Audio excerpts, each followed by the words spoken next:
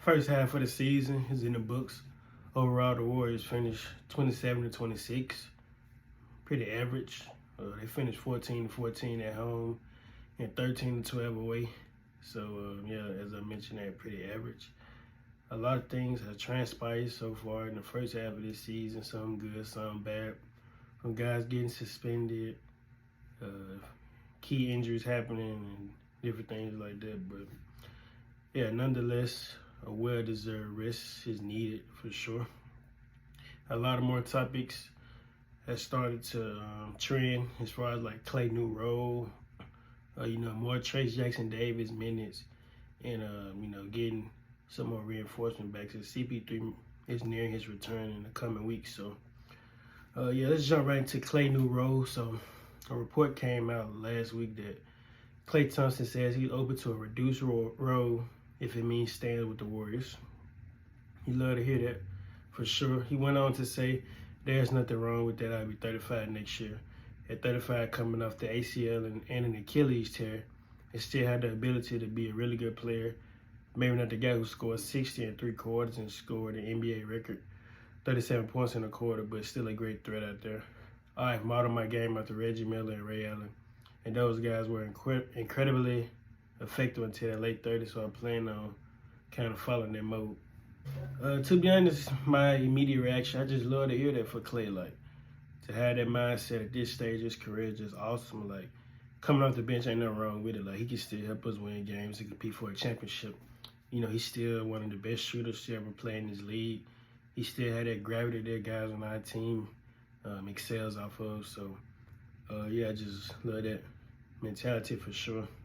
As he getting older, things change, and the young guys on the team, they have been playing very well as of late. So, Klay been kind of struggling and, just trying to find a new role or whatever best fit him to help us be successful ultimately. But nonetheless, I love what I heard. And he also went on to say, the important thing is that I realized that I will play enough time, and that's a fact. So it is enough to leave your ego when you come from the bench. He says he thought of Manu Ginobili. That guy has 4 rings and a gold medal, and he's been coming off the bench his whole career. That's a fact.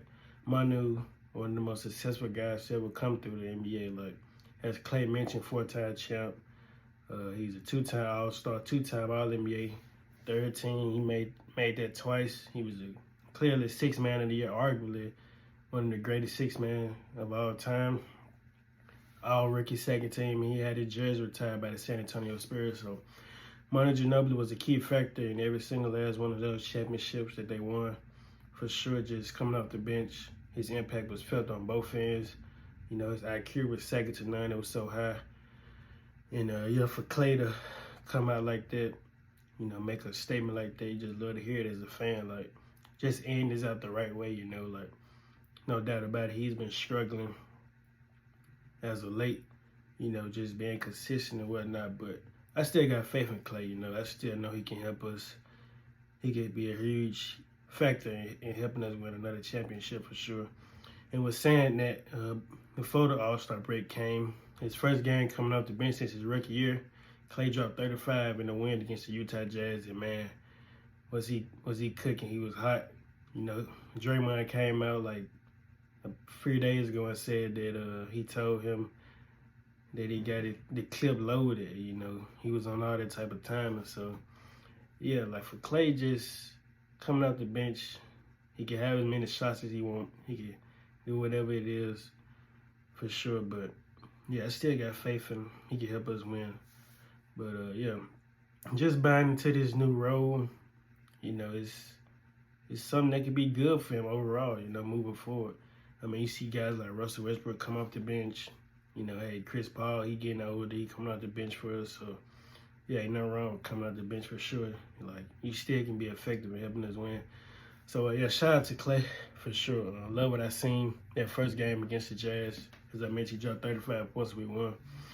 But, yeah, speaking on that win, nice way to end the first half of the season for sure. Going into the All-Star break, our last 10 games, we went 8-2. We was 4th in net rating over the last 10.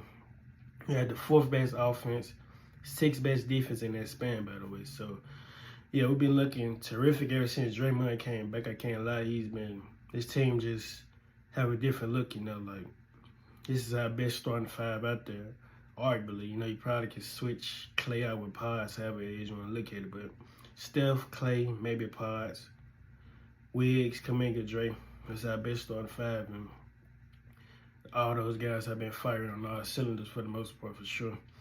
But yeah, I love what I've been seeing the past 10 games. Wiggs been better offensively, just going out there looking for his own shot, being more assertive on offense. Defensively, he's going to give you. He's been having guys locked up. When we played the Jazz twice, he had Laurie Marketing in the straight jacket for sure. Like, welcome to Wiggs Island. But yeah, Wiggins, I love what I've been seeing from him. Obviously, Steph doing Steph things. No need to dive too deep in that. You know what he's going to bring to the team for sure. Draymond, got to give a shout out to him, being more aggressive offensively. Love to see it. He dropped 23 before going to the All-Star break, and he's been shooting very good from three-point range. So when he's being aggressive offensively, getting downhill, attacking the rim, just looking for his own shot to get his offense another look that teams really aren't accustomed to seeing. Like, obviously, they may live with Draymond shooting threes and just say if he make it, he make it. But, as you're getting closer and closer to the playoffs, I don't know if you're going to stay with that mindset, but we'll see. But he's been shooting very good from three, so I got to give him his props. He even made a full-court shot last week when we played the Jazz. I don't even know if he ever made one in his career prior to that, but yeah, it was a nice sight to see for sure.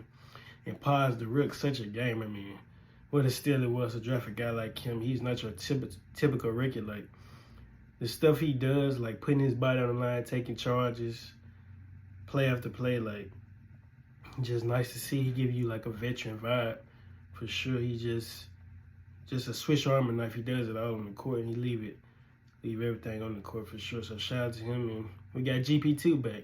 His impact was felt on both ends, second to none. Just his energy, the crowd loved this man. He's a fan favorite for sure. Just the energy he brings, we need that. We can feed our guys like him for sure. But yeah, just love what I seen from those guys, and obviously the whole team just playing together and figuring different things out for sure. And CP3 will be making his return sometime down the line within upcoming weeks for sure. So yeah, we finally get healthy and try to figure out constant rotations.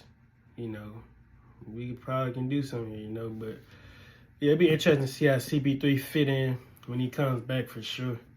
I know he still can help us. He still is one of the best playmakers to ever come through this league. But yeah, we'll see. But nonetheless, man, just the first half, this season has been interesting. I mean, Steph came out and said the best has been we've been average, no doubt there. But yeah, we still got some things to figure out. But nonetheless, I can't complain. We're 8-2 of our last 10. So yeah. So more Trace Jackson-Davis minutes moving forward. Can't make this up. Versus the Jazz last week, this man had 11 points, 4 rebounds, 1 assist, 1 block. Went 4 for 4 from the field, 3 of 5 at the free throw line. 88.7 true shooting, was a plus 14 all in 9 minutes. Mind you, all this was done in the second half. I mean, if you actually watch the game, his impact was felt for sure. Just contesting shots, altering shots at the rim. Guys have to think about going up on him before that, trying to attack the rim. Whereas it to Looney, not so much. So, no knock on Looney, but Trace just gave this team another, dimension that you can look at it from. Like, he's a legitimate rim protector, We should definitely try to find more ways to get minutes for him. And even though offense, just putting pressure at the rim just gives this team a different look. Especially him playing with Steph and Klay. He sets the pin down and rolls to the rim. Team has to respect that, whereas it's a Looney, as I mentioned, not so much. So, yeah, hopefully to see him get more minutes moving forward. I mean, I don't really see a reason not to, Even though I know it's tough as a head coach, you got Draymond, he's our new center now. So, that, Looney hasn't been playing a lot of minutes as of late. And that's okay. And Steve, he played Dario at the 5. I don't know why. I view him more as a stretch forward than anything. But, yeah, Steve played him more at the 5 or whatnot. So, I can understand why it's kind of hard to not play Trace because you try to be loyal to guys like Lone, who's been here for a while and whatnot. But hey, man, Trace, this kid is ascending. He's on the rise, so we gotta like find some way to put him out there. I mean, so hopefully moving forward, he gets at least 15 minutes a game for sure. He can help this team, man, just by Draymond some minutes as he gets some rest. And there'll be times I would even like to see the both of them out there together. You know, he's a loud threat, rim protector, you know, pretty good rebound for his size. So, yeah, hopefully, you know, they carve out a role for him for sure. And, yeah, so when we get back after the All-Star break, we have the third easiest schedule remaining in the season. So that's nice for sure. I mean, I feel like we can make the most out of it. Nonetheless, just got to be locked in and fired on all cylinders. The moment we play the Lakers this upcoming Thursday, it's not going to be an easy task for sure, but we owe those guys one. We supposed to beat them a few weeks ago. We went to 2 overtimes with a game that was arguably the game of the season. But, yeah, set the tone early and come out firing them out cylinders, and we can, you know, potentially make the playoffs or, hey, just make the play-in, however it is. But we could definitely find our way in the postseason. Who knows? We may make a upset or whatnot. But I will say this, like, teams should definitely be nervous to face the Golden State Warriors in the first round, bro. I can't lie. It's not going to be an easy task. You know, it's a lot of pressure on one of those top 5 seeds. But, yeah, we'll see how it goes. But, yeah, man, we can make it do something here. Just one game at a time. And, yep, just figuring it out. But, yeah, like the video. Subscribe if you haven't already. And comment what you think about Klay Thompson, reduced role. Give your thoughts and opinion. Like, how should he handle this? And moving forward, it's a good road for him to end his career as a Golden State Warrior. If you agree, you know, just voice your opinion down in the comment section. And, yeah, that's it. The rest of this episode. With that being said, we out. Peace.